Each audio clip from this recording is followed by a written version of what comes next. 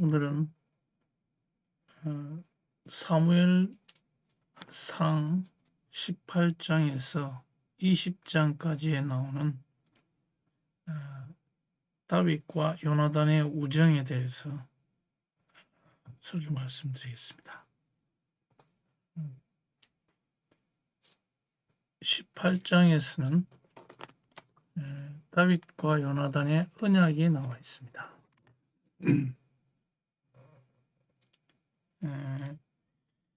제가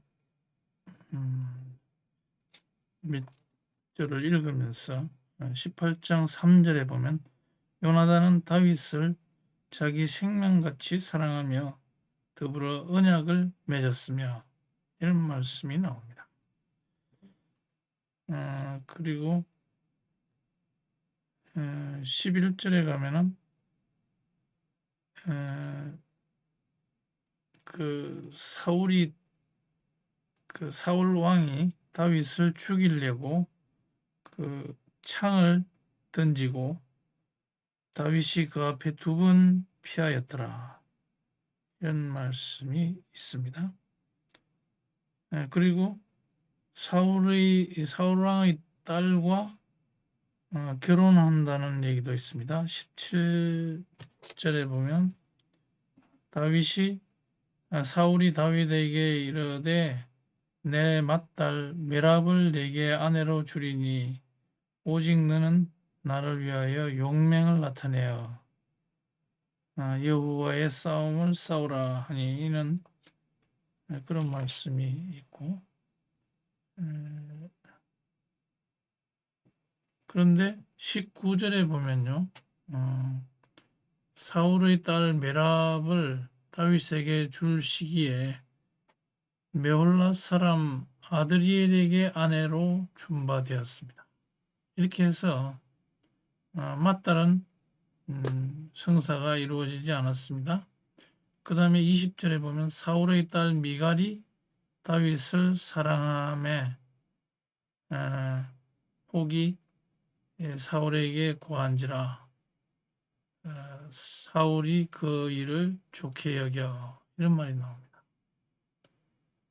그래서 그 미갈이 둘째 딸 미갈하고는 결혼하게 되는 것이죠. 그렇다면은 이 요나단은 이 사울 왕, 이스라엘의 초대 왕 사울 왕의 그 맏아들이 됩니다. 곧 이 사람은 사울 왕의 뒤를 이어서 왕이 될 수 있는 그런 위치에 있는 사람이고, 이 사람은 또 용맹하기가 이를 데 없이 그리고 그 지적인 면도 뛰어나고, 그 다음에 하나님에 대한 믿음이 또 굉장히 좋은 분이다. 그것은 14장에 보면 잘 나와 있습니다. 사무엘서 14장에 보면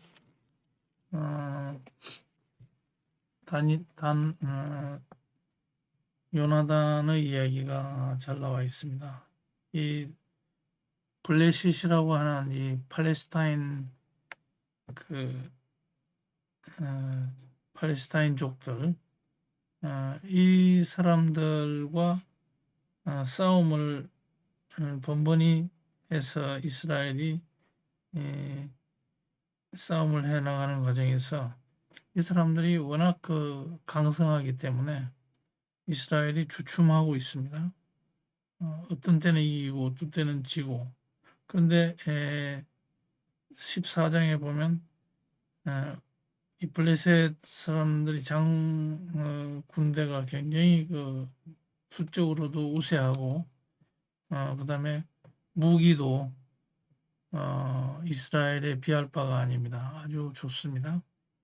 이런 상태에서 자기 아버지 사울 왕이 전쟁에 임해 있습니다. 이런 상태에서 요나단 이 왕자가 어, 몰래 적군에 들어가 가지고 적진을 교란시킵니다.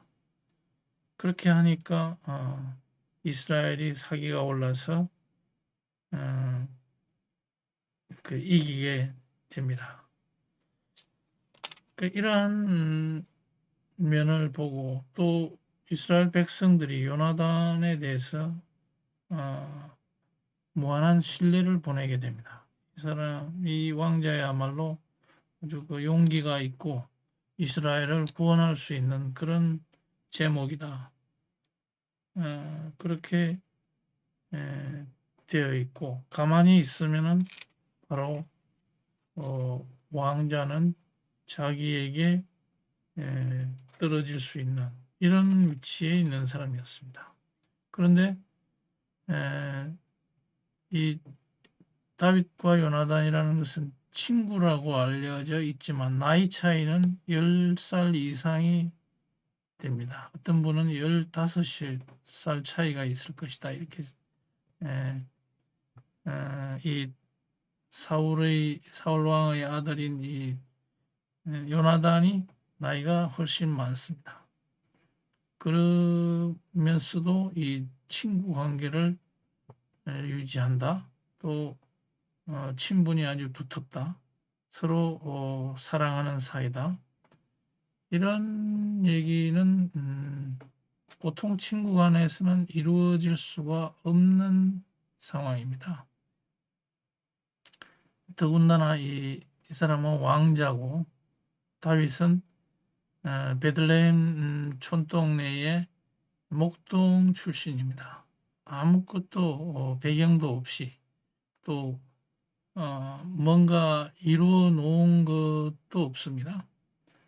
그런 상태에서 이 두 사람이 친구 관계를 유지하고 서로가 목숨을 담보로 생명을 걸고 이렇게 서로 친구의 우정을 논한다는 것은 보통 일은 아닙니다.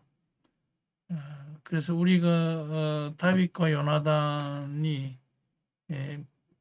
그 인터넷을 쳐보면 음, 그 가수들 CCM 가수들이 주로 거기 이름이 나와 있습니다. 그리고 이 요나단에 대해서는 그렇게 다윗처럼 알려져 있지 않지만 요나단의 이러한 우정이라는 것은 다윗을 향한 우정이라는 것은 그 안에는 성령님이 함께하는 그런 믿음 안에서 신앙 안에서 하나의 형제애를 가지고 있는 이런 사람이었다. 이렇게 보는 겁니다. 그러면 우리가 어떻게 해서 그런 계기가 됐을까? 왜 이 왕자 요나단이 다윗을 자기 아버지가 다윗을 죽이려고 하는데도 피신을 하게 하고 여러 가지 몇 번을 살려주고 하는 겁니다. 왜 이렇게 했을까? 우리가 역사적으로 보면 이런 일은 거의 없습니다. 그런데 이것은 성령의 사람이다 보니까 요나단이 성령의 사람이다 보니까 하나님의 뜻을 알게 되었다. 하나님의 비밀을 알게 되었다. 이렇게밖에 해석할 수가 없습니다. 그것은 어떻게 알았습니까? 14장에서 이렇게 블레셋 군대와 싸우고 나서 17장을 보면 어떻게 되냐면 골리앗이 이제 그 블레셋 군대가 강성하기 짝이 없습니다. 그 유명한 장수 가운데 한 사람이 골리앗입니다. 키가 3m 가까이 되고 용맹하기가 이를 데 없는 이런 사람인데 요나단이 대단한 용기 또 믿음을 가지고 하나님을 의지하고 싸우는 이러한 용사이지만은 그때 블레셋 군대가 도전해 왔을 때 그 앞에 골리앗 장수가 도전해 왔을 때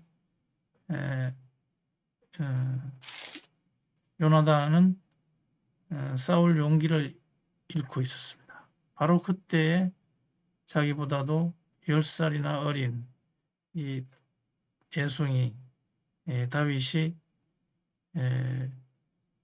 풀맷돌로 이 돌멩이를 주어서 그대로 던져가지고 이 골리앗을 쓰러뜨렸을 때 그 감격이라는 거, 거기에서 오는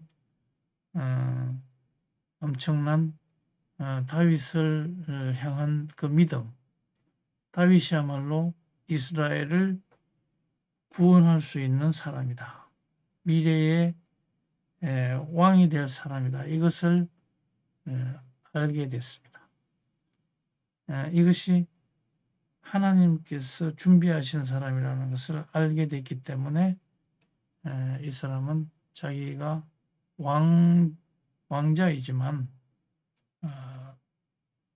모든 것을 양보할 생각을 하고 다윗에게 그렇게 얘기합니다. 당신이 나중에 왕이 됐을 때 우리 베냐민 지파 자손을 다 죽이지 말고 보존해 주시옵소서 이렇게까지 이야기를 합니다. 이것은 하나님의 성령님의 뜻을 접한 사람이 아니고서는 도저히 행동할 수 없는 그런 이야기가 되겠습니다. 우리나라 조선을 건국한 이성계가 있죠. 그 이성계가 정도전의 어떤 그 조선의 건국 플랜을 짜가지고 이성계와 같이 조선을 건국하려고 합니다. 그런데 정몽주는 이성계와도 가깝고 또 정도전과도 가깝지만은 정몽주는 이 조선을 고려를 무너뜨리고 조선을 건국하는 것은 찬성하지 않습니다. 개혁까지는 원하지만은 찬성하지는 그 나라를 무너뜨리는 것은 원치 않는다. 그런데 이성계는 어떻게든지 이 조선이라는 나라를 건국하기 위해서 정도전도 필요하고 정몽주도 필요한 사람이었습니다. 반드시 필요하다고 느끼고 있었습니다. 그런데 그 아들 이방원은 어떤 생각이었냐면은 정도전과 똑같은 어떤 조선의 건국의 플랜을 다 가지고 공유하고 있었습니다. 그런데 정도전은 어떤 사람이었냐면은 왕권을 너무 많이 가지게 되면 왕권이 비대해지고 재상의 권한이 약화되면은 왕이 뛰어난 왕일 때는 그 나라가 부강하겠지만은 왕권이 강한데 이 왕의 자질이 떨어진다면은 이 국가가 이 왕조가 위태로울 수 있다. 이것을 미리 내다본 사람이었습니다. 그래서 재상 총재제를 원하고 있었습니다. 재상이 곧 그 국가에 많은 권한을 가지고 왕은 어느 정도 허수아비로 구심점으로 남겨놔두고 재상 중심으로 각부 장관 또 총리라고 할 수 있는 이 영의정, 우의정, 자의정 이런 어떤 재상들이 국가를 경영할 수 있도록 그렇게 해야 이 국가가 영속적으로 갈 수 있다. 이것을 파악을 미리 했었습니다.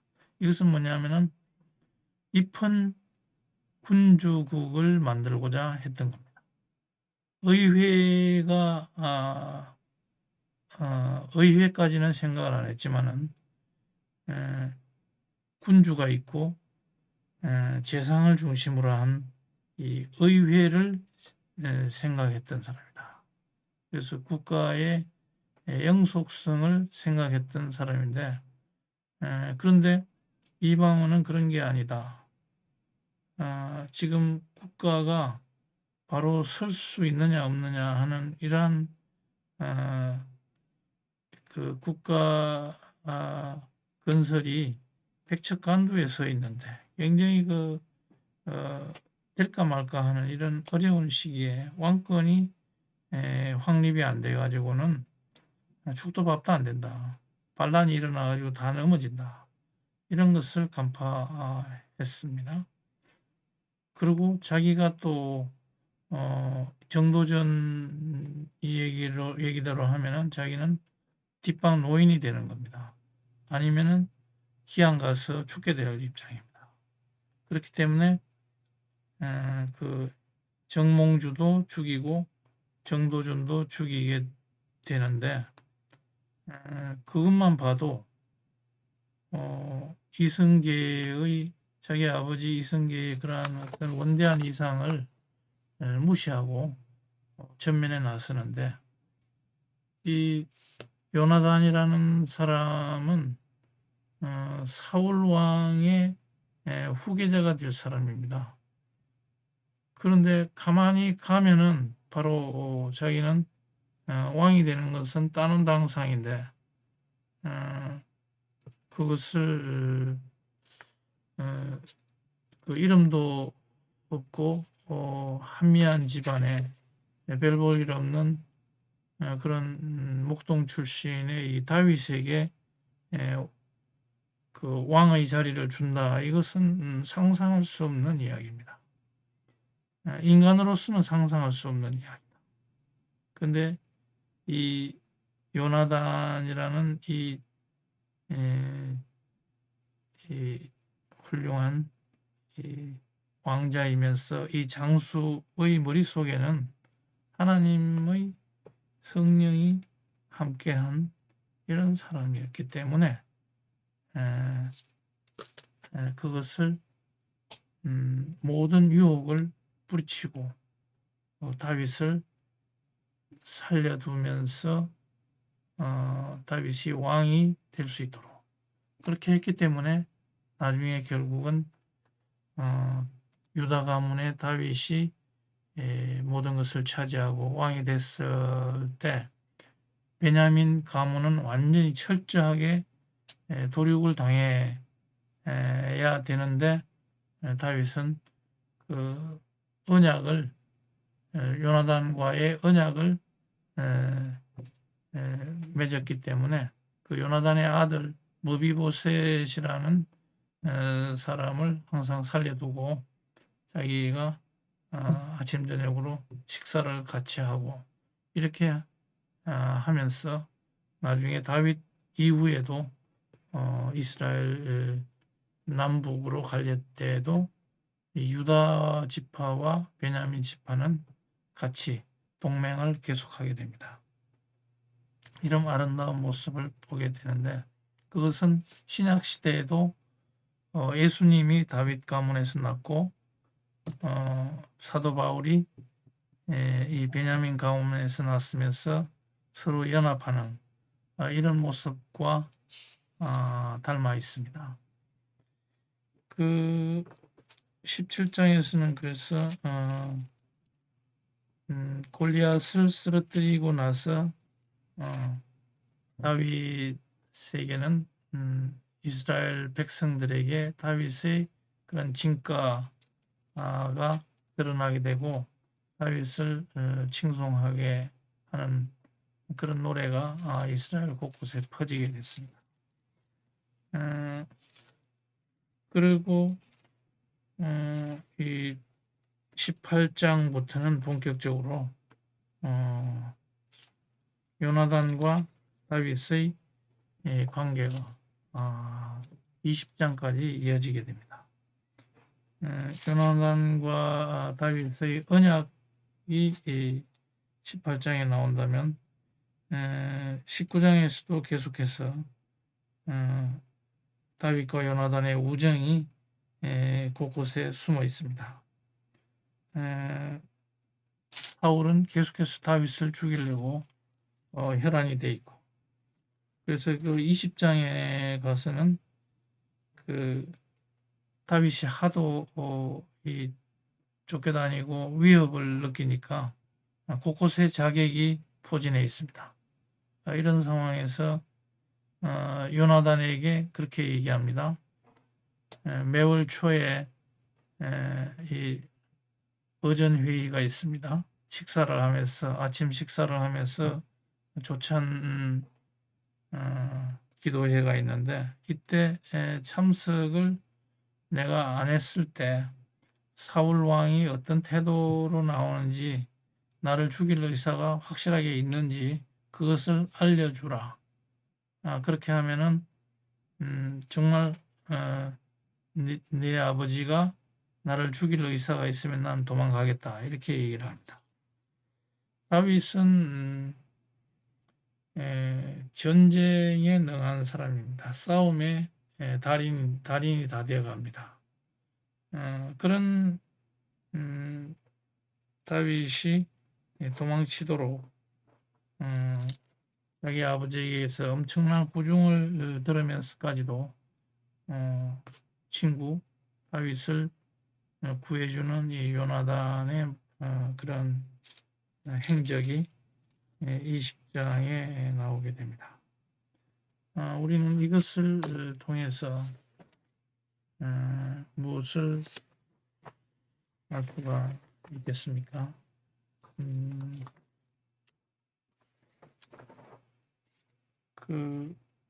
우리가 그 세상을 살다 보면 항상 그 자기 욕심이 앞서다 보면 하나님의 말씀이 들려와도 거기에 청종을 하지 않을 뿐더러 행동까지도 바른 행동으로 나아가지를 못하게 됩니다. 하나님이 계시하신 곳으로 나갈 수가 없게 됩니다. 그래서 불의의 편에 서게 되고 자기의 이익을 조그마한 이익을 생각해서 그 올바른 방향으로 방향 설정을 하지 못하게 됩니다. 그런데 이 요나단은 어땠습니까? 자기의 어떤 그 엄청난 지위, 왕이 될 수 있는 그런 지위를 포기할 정도로 하나님의 뜻이 어디에 있는지를 파악을 하는 그런 사람이었다.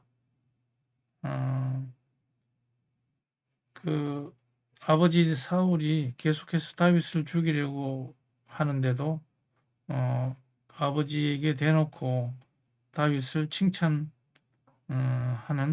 요나단, 그런 것이 19장 4절에도 나옵니다.